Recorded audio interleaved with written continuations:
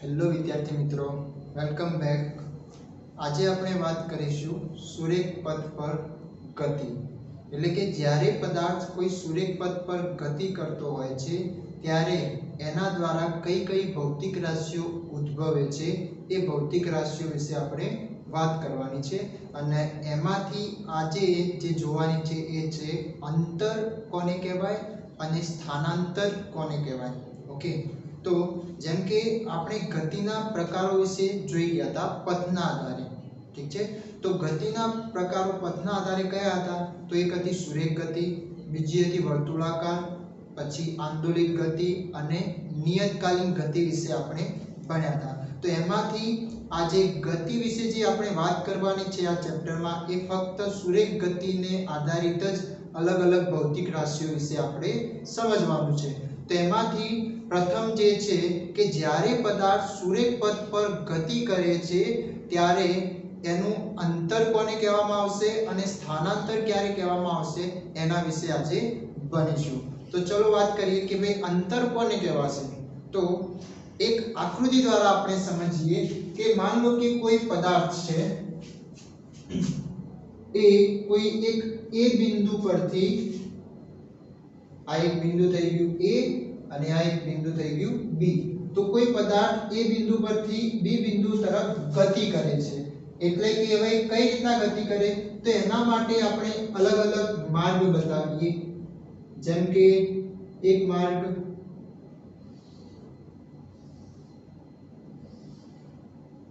Okay, તો અહીંયા લઈ લઈએ C અને D. બીજો એક માર્ગ બતાવી દઈએ.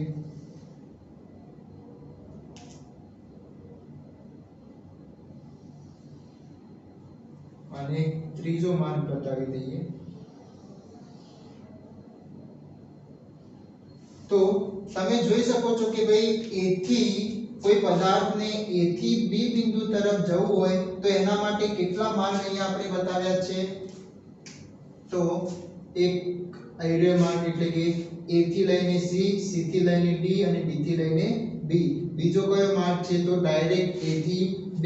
અને ત્રીજો કયો માર્ગ છે? તો A થી O and B. ઠીક છે, તો હવે ધ્યાનથી સાંભળજો કે અંતર કોને કહેવામાં આવે. તો જ્યારે કોઈ પદાર્થ શું કરે છે, એ જે માર્ગ ઉપર થઈને ચાલે છે એ માર્ગની કુલ લંબાઈને એ પદાર્થ માટે શું બની જશે? અંતર બની જશે. એટલે કે માની લો કે પ્રથમ જે પદાર્થ હોય, અહીંયા માનો કે કોઈ વસ્તુ જ છે, તો એ માન લો કે એ આ માર્ગ ઉપર થઈને ગતિ કરી રહ્યો છે. તો આ શું થઈ ગઈ? એ માર્ગ એટલે કે ગતિપથ થઈ ગયો પદાર્થ માટેનો. તો એ ગતિપથની જે કુલ લંબાઈ છે એ કુલ લંબાઈને એ પદાર્થનું શું થઈ જશે? કાપેલું અંતર આપણે એને કહીશું. ઠીક છે, તો આ માનો કે પ્રથમ જે માર્ગ ઉપર થઈને ગતિ કરશે તો એનું અંતર કેટલું થશે? તો આ A થી C, C થી D અને D થી B જેટલું જે અંતર હશે એ અંતર એ પ્રથમ પદાર્થ માટેનું કુલ કાપેલું અંતર અથવા તો ગતિપથ એને કહેવામાં આવશે. ઓકે, તો આને બીજું વાત કરીએ કે ભાઈ માન લો કે એ A થી B તરફ જઈ રહ્યો છે ડાયરેક્ટ. તો હવે એ બીજા માર્ગથી જઈ રહ્યો હોય તો એ માર્ગનું અથવા તો એ ગતિપથને એ પદાર્થનું શું કહેવામાં આવશે? અંતર કહેવામાં આવશે. બરાબર, તો એ થઈ ગયું ડાયરેક્ટ A થી B. અને જો ત્રીજા માર્ગ પર થઈને ચાલ્યો હોય તો એ જે પથની જે લંબાઈ હશે એ લંબાઈને એ પદાર્થ માટેની શું થઈ જશે? અંતર થઈ જશે. બરાબર, તો આનો મતલબ શું થાય? અંતર એટલે કે પદાર્થ કયા માર્ગ પર થઈને અથવા તો કયા પથ પર થઈને એ ગતિ કરી રહ્યો છે. તો એ ગતિપથની કુલ લંબાઈને એ પદાર્થ માટેનું શું કહેવામાં આવશે?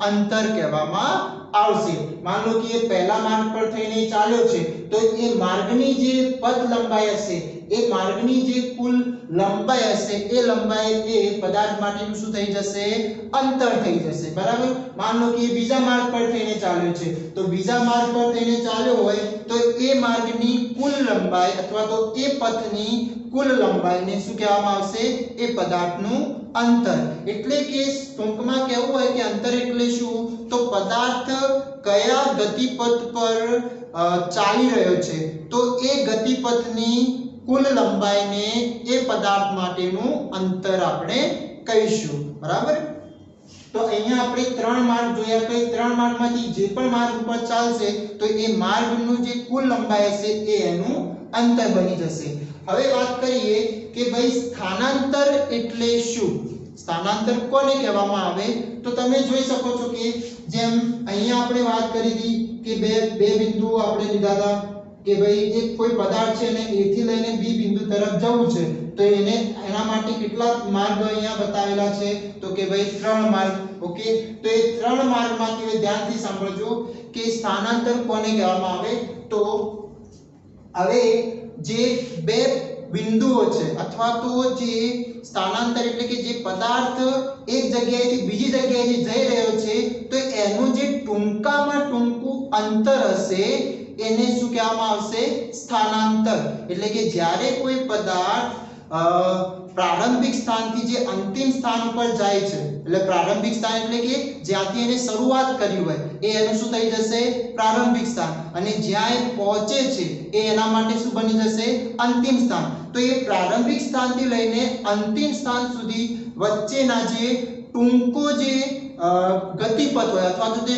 ટૂંકું જે અંતર હોય એ અંતરને શું કહેવામાં આવશે એ પદાર્થનું સ્થાનાંતર અથવા તો એ માર્ગનું સ્થાનાંતર કહેવામાં આવશે તો તમે જોઈ શકો કે આ ત્રણ માર્ગમાંથી ટૂંકામાં ટૂંકો માર્ગનું જે અંતર છે એ કયું બનશે તો આ બીજા માર્ગનું એટલે કે તમે જોઈ શકો કે A અને B બિંદુને મારે સીધા જોડવા હોય તો એક આ માર્ગ જ પોસિબલ થાય શક્ય બને બરાબર તો હવે જે આ A થી B ઉપર જે પદાર્થ ગતિ કરે છે તો એ એનું શું બની જશે તો સ્થાનાંતર પણ આપણે એને કહી શકીએ છીએ તો સ્થાનાંતરનો મતલબ શું તો ટૂંકમાં કેવું હોય તો એ ટૂંકામાં ટૂંકું બે બિંદુઓ વચ્ચેનું અથવા તો બે સ્થાન વચ્ચેનું ટૂંકામાં ટૂંકા અંતરને કહેવામાં આવશે સ્થાનાંતર જો એની વ્યાખ્યાઓ જોઈ લઈએ આપણે કે ભાઈ અંતર કોને કહેવામાં આવશે તો કે પદાર્થ દ્વારા કોઈ ચોક્કસ સમયગાળામાં કાપેલ ગતિપથની કુલ લંબાઈ શું કહે છે કારણ કે પદાર્થ ગતિ કરતો હોય તો એના માટે કઈક સમયગાળો એટલે કે કઈક સમય પણ એના સાથે વીતતો જાય છે એટલે કે વધતો જાય છે બરાબર તો એને અહીંયા સમયગાળો પણ આપણે લઈ શકીએ છીએ તો પદાર્થ દ્વારા કોઈ ચોક્કસ સમયગાળામાં કાપેલ ગતિપથની કુલ લંબાઈ શું કહે છે જેમ કે અહીંયા આપણે કોઈ પદાર્થ છે A થી B જવા માંગે છે તો હવે એ કયા માર્ગ ઉપર થઈને ચાલી રહ્યો છે એ માર્ગને શું કહીશું આપણે પથ પણ કહી શકીએ તો એ પથની જે ગતિ કરે છે જે પણ તેને શું કહીશું અહીંયા ગતિપથ તો ગતિપથની કુલ લંબાઈને માન લો કે આની કુલ લંબાઈ કંઈક હોય આની પણ કંઈક લંબાઈ હશે અને આની પણ હશે તો એ જે પણ માર્ગ ઉપર ચાલ્યો છે એની કુલ લંબાઈને એ પદાર્થ માટે શું થઈ જશે અંતર થઈ જશે બરાબર તો એને કહીશું આપણે અંતર ઓકે એટલે ટૂંકમાં કહેવું હોય તો કે પદાર્થ કયા માર્ગ ઉપર થઈને ચાલી રહ્યો છે એને કહીશું અંતર ઓકે બીજું વાત કરીએ કે આપણે સ્થાનાંતર એટલે શું તો સ્થાનાંતરની વ્યાખ્યા જોઈ લો કે ભાઈ પદાર્થના ગતિપથના પ્રારંભિક સ્થાનથી અંતિમ સ્થાન સુધી શું કહે છે પ્રારંભિક સ્થાન બરાબર પ્રારંભિક સ્થાન એટલે કે જે પદાર્થ ગતિ કરવાનું ચાલુ કરે જ્યાંથી એ બિંદુ અથવા તો એ સ્થાનને શું કહેવામાં આવશે પ્રારંભિક સ્થાન અને જ્યાં આગળ એ પૂર્ણાહુતિ કરે એટલે કે સ્ટોપ થઈ જાય એને શું કહેવામાં આવશે એ સ્થાનને અંતિમ સ્થાન તરીકે આપણે દર્શાવીશું તો શું કીધું છે કે પદાર્થના ગતિપથના પ્રારંભિક સ્થાનથી અંતિમ સ્થાન સુધીના લઘુત્તમ અંતરને લઘુત્તમ એટલે કે શું થઈ જશે ટૂંકામાં ટૂંકું અંતર, તો એ ટૂંકામાં ટૂંકા અંતરને શું કહેવામાં આવશે? એનું સ્થાનાંતર કહેવામાં આવે છે. તો તમે જોઈ શકો કે ભાઈ આ ત્રણ માર્ગ રહ્યા, એમાંથી ટૂંકામાં ટૂંકું કયું અંતર થશે? તો A થી લઈને ડાયરેક્ટ B સુધી. તો એ જે હવે એ જે થયું એ એના માટે શું થઈ જશે? સ્થાનાંતર પણ થઈ શકે છે. તો એનો મતલબ એવું નહીં કે ભાઈ આને કોઈ અંતર ના કહેવાય. હા, એને અંતર પણ કહી શકીએ છીએ, એના જે પસાર થઈ રહ્યો છે, અને એ સ્થાનાંતર પણ કહી શકીએ. એટલે એ વખતે માન લો કે જે પદાર્થ છે એ બીજા માર્ગ ઉપર ગતિ કરી રહ્યો છે. ધ્યાનથી સાંભળજો. શું કીધું મેં? કે એ માન લો કે આઈડિયા બીજા માર્ગ ઉપર તેને ગતિ કરે છે, તો એ વખતે એનું જે અંતર હશે એ અને જે સ્થાનાંતર હશે એ બંને કેવા મૂલ્યો મળશે? આપણને સમાન મૂલ્યો મળશે. કેમ? કારણ કે એ માર્ગનું ટૂંકામાં ટૂંકું અંતર કહીએ તો પણ એ જ બની જશે, અને એને કાપેલું અંતર કહીએ તો પણ એ જ બની જશે. બરાબર? તો એના કારણે અહીંયા એ પદાર્થનું જે અંતર અથવા તો એ માર્ગ A થી B બિંદુ વચ્ચેનું જે અંતર બોલીએ અથવા તો સ્થાનાંતર બોલીએ, બંનેના મૂલ્યો આપણને કેવા મળશે? સમાન જોવા મળશે. ઓકે, તો આ વાત થઈ ગઈ કે ભાઈ અંતર કોને કહેવાય અને સ્થાનાંતર કોને કહેવાય. તો ટૂંકમાં કહીશું તો અંતર એટલે કે કાપેલ માર્ગ, જે પણ તમે ગતિપથ કયા પથ ઉપર ગતિ કરી રહ્યા છે એ પથની કુલ લંબાઈ, અને સ્થાનાંતર એટલે કે ટૂંકામાં ટૂંકા અંતરને. કોના ટૂંકામાં ટૂંકા અંતરને? તો બે સ્થાન વચ્ચેના ટૂંકામાં ટૂંકા અંતરને કહીશું આપણે સ્થાનાંતર. હવે જોઈએ કે ભાઈ અંતરનો એકમ શું થશે, એટલે કે SI એકમ શું થશે. પછી આપણે જે ભૌતિક રાશિઓ જે જોઈ ગયા હતા, કઈ સદિશ રાશિ અને અદિશ રાશિ, તેમાંથી અંતરને શું કહેવામાં આવશે? સ્થાનાંતરને શું કહેવામાં આવશે? તો એના વિશે જુઓ તો કે ભાઈ અંતર એટલે કે આપણે જોઈ ગયા હતા કે ભાઈ એકમ પદ્ધતિ અલગ અલગ પ્રકારની હતી, CGS, MKS, પછી FPS અને બીજી હતી SI એકમ. તો અત્યારે આપણે SI એકમ જ ધ્યાનમાં લેવાનું છે. તો SI એકમ કયો છે? તો અંતર માટે SI એકમ થશે મીટર. શું થશે? અંતર માટેનો SI એકમ મીટર, અને એને સંજ્ઞા સ્વરૂપમાં દર્શાવવું હોય તો એને સ્મોલ m તરીકે દર્શાવવામાં આવે છે. અને બીજા એના મોટા એકમો તરીકે વાત કરીએ તો બીજો થઈ જશે આપણે જે કિલોમીટર છે એનો શું થઈ જશે? મોટો એકમ. નાના એકમો વાત કરીએ તો બીજો શું થઈ જશે? Centimetre, millimetre. બરાબર? તો આ બધા એના શું થઈ જશે? બીજા એકમો. પરંતુ SI એકમ તરીકે તમને બોલે કે ભાઈ અંતરનો SI એકમ કયો, તો એ શું આવશે? મીટર આવશે, અને જે આપણે એકમ પદ્ધતિમાં જોઈ ગયા હતા. પછી વાત કરી કે ભાઈ અંતર એ કેવી રાશિ છે, તો એ ફક્ત અદિશ રાશિ છે. હવે અદિશ રાશિ કોને કહેવામાં આવે? તો અદિશ રાશિ એટલે કે જે ભૌતિક રાશિ ફક્ત મૂલ્યની જરૂરિયાત હોય, દિશાની જરૂરિયાત હોતી નથી, તો એવી રાશિને શું કહેવામાં આવશે? અદિશ રાશિ. તો હવે જે આ અંતર જે છે એ અંતરને કોઈ દિશાની જરૂર પડતી નથી, એના ફક્ત મૂલ્ય જ હોય. આપણે એમ કે જે ચાલતા હોઈએ તો કોઈ પણ માર્ગ પર ગતિ કરી રહ્યા હોય તો એ માર્ગનું આપણે અંતર બતાવતા હોઈએ, એની દિશા બતાવતા નથી કે ભાઈ આજે હું આટલા કિલોમીટર ચાલ્યો. ઓકે, તો એના કારણે અહીંયા અંતરને કઈ રાશિમાં દર્શાવવામાં આવે છે? તો અદિશ રાશિમાં દર્શાવવામાં આવે, એટલે કે એને ફક્ત મૂલ્યમાં જ એનું મહત્વ છે, દિશાનું મહત્વ નથી. પછી બીજું વાત કરી છે કે ભાઈ અંતર હંમેશા ધન હોય. શું હોય?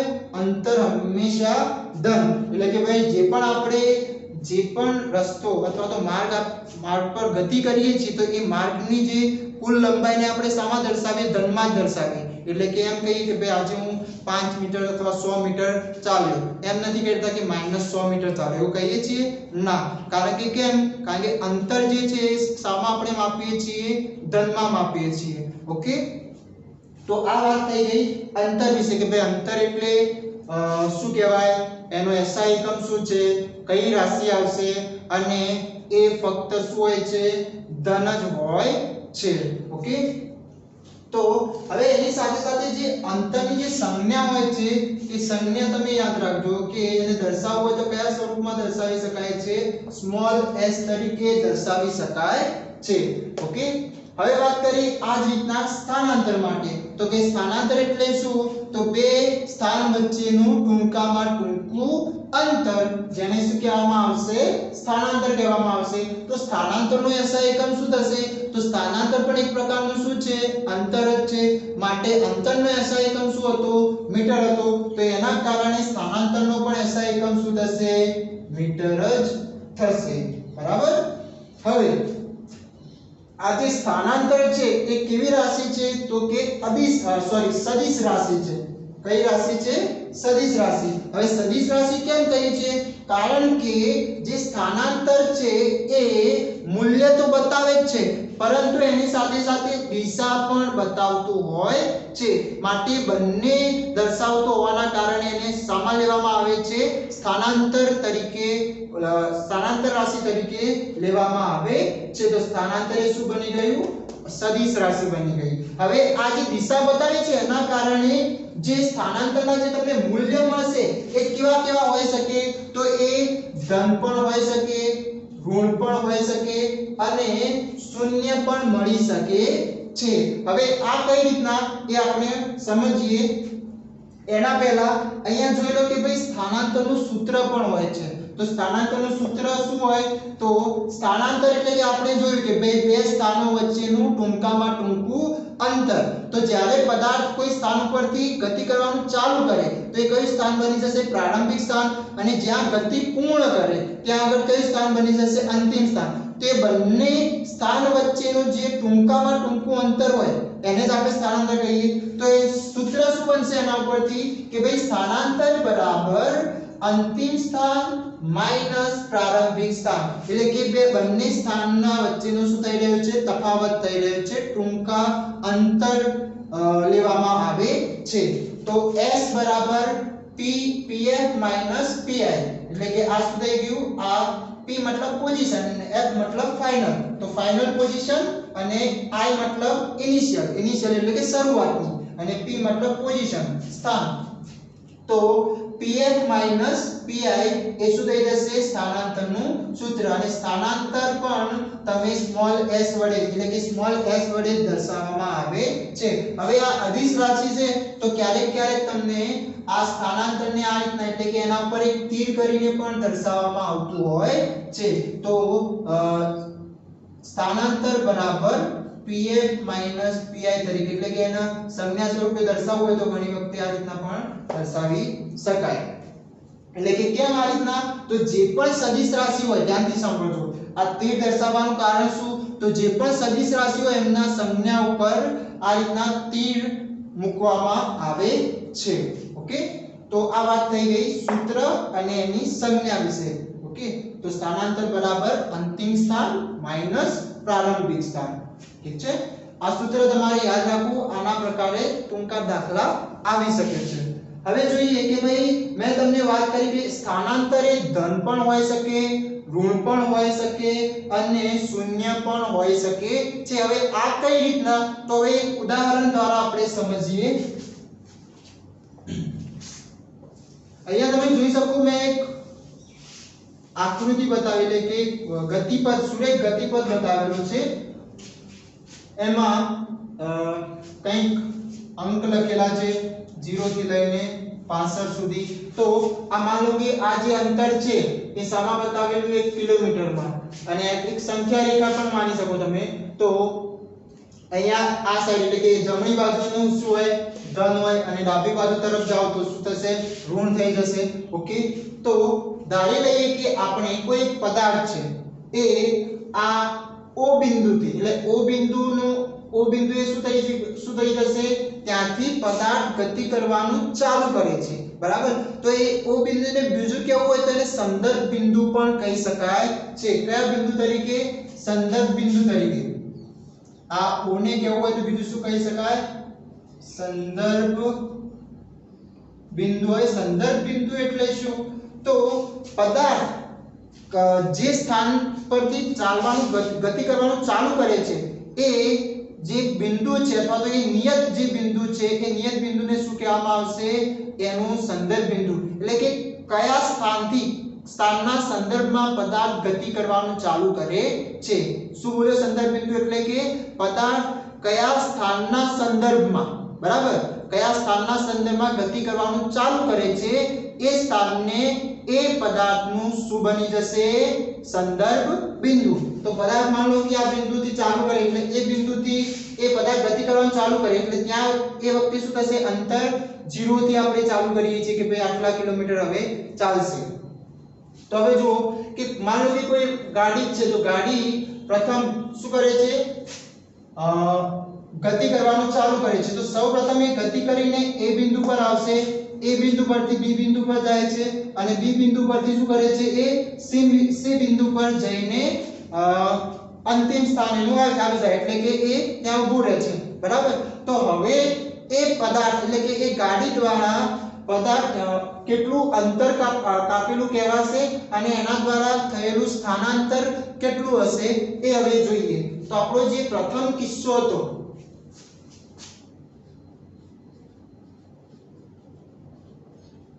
એમાં આપણે શું વાત કરી કે જ્યારે કોઈ પદાર્થ ધારો કે જે પદાર્થ છે એ O બિંદુથી ચાલુ કરીને ક્યાં આગળ ગતિ કરે છે A તરફ A થી લઈને B તરફ અને C તો અહીંયા આ O બિંદુએ શું થઈ ગયું પ્રારંભિક સ્થાન અને C બિંદુએ શું થઈ ગયું એનું અંતિમ સ્થાન બરાબર તો હવે આપણે આ જે માર્ગ ઉપર ગતિ કરે તો આ માર્ગનું અંતર શું થશે અને આ માર્ગમાં એને કાપેલું સ્થાનાંતર કેટલું કહેવાય તેના વિશે હવે જોઈએ તો તમે જોઈ શકો કે અંતર આપણે જો શોધવું હોય તો અંતર એટલે શું તો પદાર્થ દ્વારા કાપેલ ગતિપથની કુલ લંબાઈને શું કહેવામાં આવે છે અંતર કહેવામાં આવે તો તમે જોઈ શકો કે O થી લઈને C સુધીના અંતર કેટલું છે તો તમે જોઈ શકો કે 0 થી લઈને 55 એટલે કે એનું કેટલા કિલોમીટર કાપ્યું હશે 55 કિલોમીટર કાપ્યું હશે બરાબર એટલે કે અંતરની વાત કરીએ તો OA AB BC થશે એટલે O થી લઈને A તરફ તો એ કેટલું 30 થી આ બીજું 10 એટલે કે 40 થઈ ગયું અને B થી લઈને C તરફ એટલે બીજું 20 કેટલું થઈ ગયું હા 20 એટલે એ કેટલું થઈ 55 થઈ ગયું 30 40 50 ને 5 55 તો હવે શું થશે તો અહીંયા આનું અંતર 55 કિલોમીટર થઈ ગયું બરાબર હવે વાત કરીએ સ્થાનાંતર તો સ્થાનાંતર એટલે કે શું તો સ્થાનાંતરમાં આપણે જોઈ ગયા કે ભાઈ અંતિમ સ્થાન માઈનસ પ્રારંભિક સ્થાન શું અંતિમ સ્થાન માઈનસ પ્રારંભિક સ્થાન તો હવે અંતિમ સ્થાન એનું કયું છે તો 55 એટલે કે C બિંદુ અને પ્રારંભિક સ્થાન કયું છે તો O બિંદુ એટલે કે 0 છે તો અંતિમ સ્થાન એટલે કે C માઈનસ O થશે બરાબર તો C એ કયા બિંદુ એટલે કે 55 છે તો 55 માઈનસ શું થઈ જશે 0 ના આગળનું કેટલું છે O બિંદુ આગળ 0 છે માટે શું થઈ જશે 55 કિલોમીટર તો તમે અહીંયા જોઈ શકો છો કે સ્થાનાંતર અને અંતર એ બંને કેવા મૂલ્ય મળ્યા આપણને સમાન મૂલ્ય મળ્યા એટલે કે અહીંયા તમે જોઈ શકો અંતર તો ધન હોય જ છે બરાબર પરંતુ સ્થાનાંતર પણ આ વખતે કેવું મળ્યું ધન મળ્યું ઓકે હવે વાત કરીએ કે ભાઈ સ્થાનાંતર ઋણ ક્યારે હોય સોરી સ્થાનાંતર હા ઋણ ક્યારે હોય એ પણ જોઈ લો ચલો તો કિસ્સા 2 માં આપણે વાત કરીએ સ્થાનાંતર ઋણ ક્યારે હોય તો જો હવે માનો કે કોઈ પદાર્થ છે એ પોતાની ગતિ કરવાનું ચાલુ કરે છે B બિંદુથી ક્યાંથી ગતિ કરવાનું ચાલુ કરે છે B બિંદુથી તો એ માનો કે B બિંદુથી એ ગતિ કરવાનું ચાલુ કરે છે અને C બિંદુએ જાય છે અને C બિંદુએ જઈને પાછું એ ગતિ કરીને ક્યાં આવે છે A બિંદુ આગળ તો આ એનું થઈ ગયું પ્રારંભિક બિંદુ એટલે કે P I થઈ ગયું બરાબર અને આ થઈ ગયું એનું અંતિમ બિંદુ એટલે કે P F આપણે કહી શકીએ છીએ તો હવે આ જે એને ગતિ કરે આ માર્ગ ઉપર હવે એક્ચ્યુઅલી એક જ માર્ગ છે એ શું કરે છે પાછું આવે છે તો એને દર્શાવવા માટે મેં પછી ફક્ત સમજ માટે તમને આ રીતના બતાવ્યું ઓકે પણ એ કોઈ બીજો માર્ગ નથી એ શું કરશે પહેલા C તરફ જશે પછી C થી શું કરે છે B તરફ આવશે B થી A તરફ એટલે એ શું થઈ ગયું એનું અંતિમ સ્થાન થઈ ગયું ઓકે તો હવે આ દરમિયાન પદાર્થનું અંતર શું થશે અને પદાર્થનું સ્થાનાંતર શું થશે એ જોઈએ. તો અહીંયા શું કરી રહ્યો છે? પદાર્થ કયા માર્ગ પર ગતિ કરી રહ્યો છે? તો પહેલા B થી લઈને C તરફ, ફરી પાછું C થી B તરફ, પછી B થી A તરફ. સમજાય રહ્યું છે?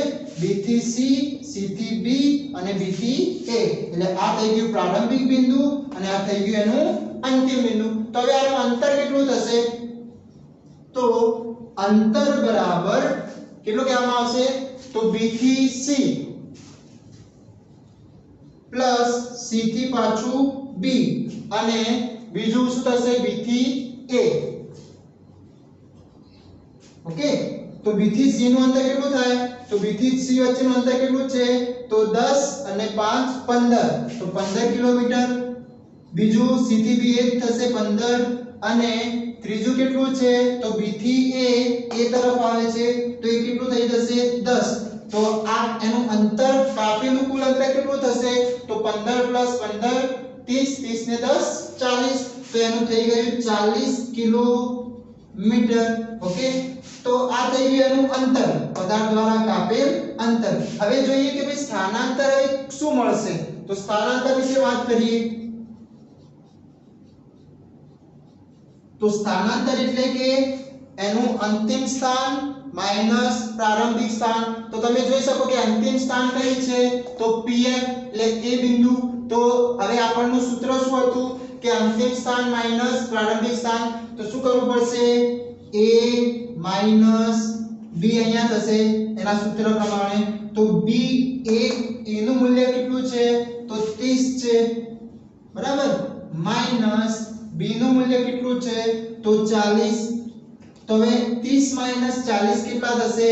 તો કે ભાઈ -10. તો -10 કિલોમીટર. તો હવે આ જે થયું એ શું થઈ ગયું? એનું સ્થાનાંતર. હવે તમે જોઈ શકો કે અહીંયા માઈનસ બતાવે છે. તો મેં અહીંયા વાત કરી હતી તમને કે ભાઈ સ્થાનાંતર એ શું હોઈ શકે? ઋણ પણ હોઈ શકે છે. તો એ ઋણ, હવે આ ઋણ એ શું બતાવે છે? તો જે પદાર્થ ગતિ કરે છે એની જે પ્રારંભિક બિંદુ છે તો એની ડાબી તરફ એ એનું અંતિમ બિંદુ મળે છે. એના કારણે એ શું જોવા મળે છે? ત્યાં આગળ જે સ્થાનાંતર થશે એ શું બની જશે? ઋણ બની જશે. એટલે કે એને ગતિ કરી આ તરફની, પરંતુ એનું અંતિમ બિંદુ પછી પાછું શું થઈ જાય છે? એની પ્રારંભિક બિંદુથી ગતિ જે કરતા હતા એના વિરુદ્ધ બાજુએ એ અંતિમ બિંદુ મળે છે. માટે એના કારણે જે સ્થાનાંતરનું મૂલ્ય છે કેવું મળશે? આપણને ઋણ મળશે. બરાબર. તો આ તમે જોઈ ગયા કે ભાઈ અંતર તો શું મળે? અહીંયા પણ ધન જ મળ્યું, પરંતુ તમે અહીંયા જોઈ શકો છો કે સ્થાનાંતર શું મળે છે? ઋણ મળે છે. તો અહીંયા આપણે બે વાત કરી લીધી કે સ્થાનાંતર ધન પણ હોઈ શકે, ઋણ પણ હોઈ શકે. ઋણ કેમ મળ્યું? હવે આ ઋણ કેમ મળ્યું? તો એ જે પદાર્થ જે પહેલા પ્રારંભિક બિંદુથી જે ગતિ કરતો હતો તે ગતિ કરીને એની દિશાની વિરુદ્ધ તરફ એ અંતિમ બિંદુ એનું મળે છે, અથવા તો એની ગતિની વિરુદ્ધ દિશામાં આવીને એ ઊભો રહે છે. બરાબર. તો એના કારણે અહીંયા જે સ્થાનાંતર થશે એના વિરુદ્ધ થઈ ગયું. માટે વિરુદ્ધ થતું હોવાના કારણે અહીંયા સ્થાનાંતરનું સંજ્ઞા એટલે કે એની જે ચિહ્ન છે શું આવી જશે?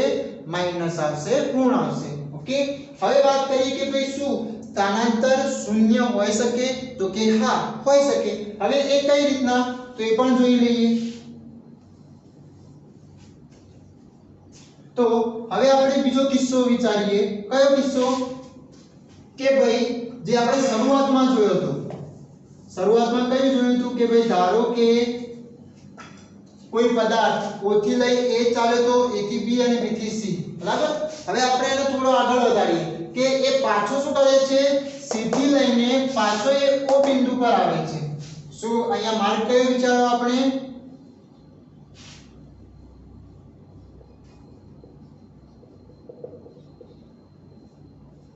પદાર્થ ધારો કે O થી A ક્યાં આગળ? O થી C. ચલો ડાયરેક્ટ O થી A, A થી B, B થી C, ફરી પાછું B, A અને O. એમ આ રીતના એનો માર્ગ બને છે. બરાબર.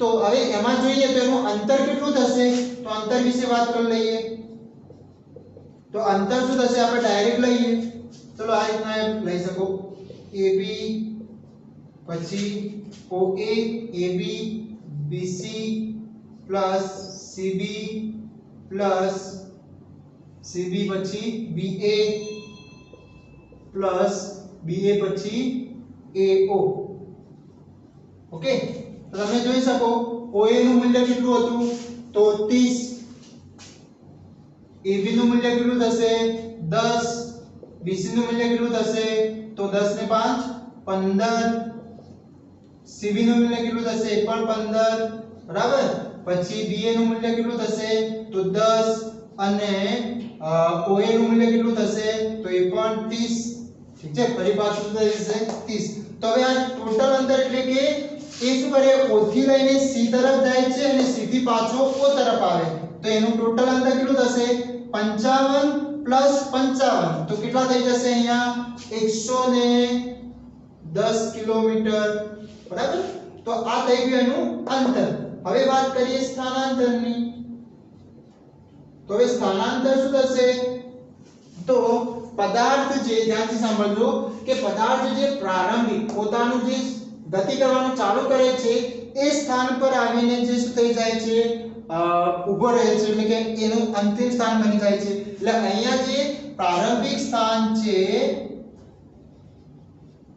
એ જેનું શું બની જાય છે અંતિમ સ્થાન તો એના કારણે હવે શું થઈ જશે કે ભાઈ જે O માઈનસ O એટલે કે O પર શું હતું 0 0 તો આન્સર શું આવી જશે 0 ઓકે તો આ શું થઈ ગયું આપણને સ્થાનાંતર કેટલું મળી ગયું 0 કિલોમીટર તો આનો મતલબ શું થયો કે ભાઈ સ્થાનાંતરનું મૂલ્ય શૂન્ય પણ હોઈ શકે છે તો એના સાથે તમે અંતરનું મૂલ્ય જુઓ તો અંતર તો હંમેશા કેવું મળે છે ધન જ મળે છે ઓકે તો આપણે આગળ અહીંયા વાત જ કરી હતી કે ભાઈ અંતર હંમેશા કેવું હોય ધન તો ત્રણેય કિસ્સાઓમાં તમને અંતર તો કેવું મળે છે ધન જ મળે છે પરંતુ જે સ્થાનાંતર છે એ ધન પણ હોઈ શકે ઋણ પણ હોઈ શકે અને શૂન્ય પણ હોઈ શકે છે ઓકે તો હવે આ શૂન્ય કેમ મળ્યું કારણ કે અહીંયા તમે લખી શકો છો કે ભાઈ જે પ્રારંભિક સ્થાન છે પ્રારંભિક સ્થાન એ જેનું અંતિમ સ્થાન બને છે એના કારણે બરાબર કે જે બિંદુએ તેને ગતિ કરવાનું ચાલુ કર્યું હતું એ જ બિંદુ પર પાછો આવીને ઊભો રહે છે માટે એનું જે સ્થાનાંતર છે શું થઈ જશે શૂન્ય થઈ જશે ઓકે તો આ વાત આપણે જોઈ કે ભાઈ સ્થાનાંતરનું મૂલ્ય ધન પણ હોઈ શકે ઋણ પણ હોઈ શકે અને શૂન્ય પણ હોઈ શકે છે જ્યારે અંતર એ ફક્ત ધન જ હોય છે એ હંમેશા કેવું હશે ધન હવે આ જે અંતર માપવા માટે જે વાહનો હોય એમાં એક સાધન આપેલું હોય છે એનું નામ શું છે તો કે ભાઈ એને કહેવામાં આવે ઓડોમીટર શું કહેવામાં આવશે જે અંતર માપતા સાધનને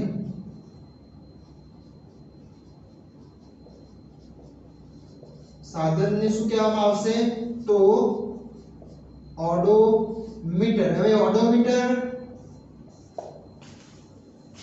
ક્યાં આગળ જોવા મળશે આપણને વાહનમાં તો જે પેલા નંબર પડતા હોય જે જેમ કે બાઇક છે તો બાઇકમાં પેલા એક નંબર પડતા હોય છે બરાબર અંદર તો એ જે આખું બોક્સ છે અંદરનું જે આપણને દેખાય છે જે નંબર પડતા હોય તો એને શું કહેવામાં આવશે ઓડોમીટર અને એની સાથે જે બાઇકની જે સ્પીડ બતાવતો હોય તો એ વખતે જે ઉપર 20 40 60 80 એમ કરીને આંકડા બતાવેલા હોય અને એના પર જ્યારે ગતિ કરીએ છીએ બાઇકને ચલાવીએ છીએ ત્યારે શું થશે કાંટો ભમશે તો એ કાંટો જે ફરે છે તો એ જે સાધન છે તો એ સાધનને શું કહેવામાં આવશે તો સ્પીડોમીટર એટલે કે એ વાહનની સ્પીડ માપવા માટે કયું સાધન હોય છે તો સ્પીડોમીટર હોય તો સ્પીડ માપવા માટે અથવા તો સ્પીડને કેવું હોય તો ઝડપ પણ કહી શકીએ છીએ ઝડપ માપતા સાધનને શું કહેવામાં આવશે સ્પીડોમીટર કહેવાય ઓકે તો આ બંને પણ યાદ રાખજો ટૂંકમાં આવી શકે ભાઈ અંતર માપતા સાધનને શું કહેવામાં આવશે તો ઓડોમીટર કહેવામાં આવશે અને સ્પીડ માપતો એને સ્પીડોમીટર આ બંને તમને એક આખા બોક્સમાં બંને સાથે જોવા મળશે ઓકે, તો આ વાત થઈ ગઈ આજે અંતર અને સ્થાનાંતર વિશે કે ભાઈ અંતર કોને કહેવાય તો કે ભાઈ પદાર્થનું જે પથ ઉપર ચાલી રહ્યો એ ગતિપથના કુલ લંબાઈને અંતર આપણે કહીશું. અંતરનો SI એકમ શું થશે તો કે મીટર. અંતર કઈ રાશિ આવશે તો અદિશ રાશિ. અને અંતર કેવું હોય છે હંમેશા ધન હોય છે.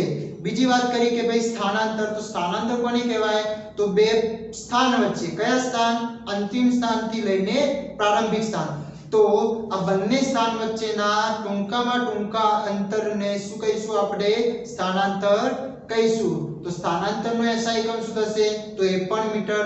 સ્થાનાંતર કઈ રાશિ છે તો સદિશ રાશિ. કેમ સદિશ કારણ કે એનું મૂલ્ય સાથે દિશાની પણ જરૂરિયાત હોય છે. હવે દિશા બતાવતું તો એના કારણે અહીંયા આપણને ઋણ પણ મળ્યું અને શૂન્ય પણ મળ્યું. ઓકે, તો ત્રીજો જે મુદ્દો છે કે સ્થાનાંતર એ કેવું એના મૂલ્ય કયા કયા હોઈ શકે તો ધન, ઋણ અથવા શૂન્ય હોઈ શકે છે.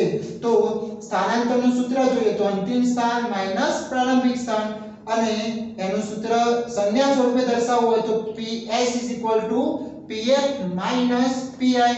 ઓકે, અને એને ઉપર તીર તરીકે પણ દર્શાવી શકાય. કેમ કારણ કે એક સદિશ રાશિ છે તો જે પણ સદિશ રાશિ હોય એની સંજ્ઞા ના ઉપર શું કરાય છે તીરની નિશાનીથી દર્શાવાય છે. તો સદિશ S PF PI. બરાબર, તો આ થઈ ગઈ વાત આજે અંતર અને સ્થાનાંતર વિશે. Thank you.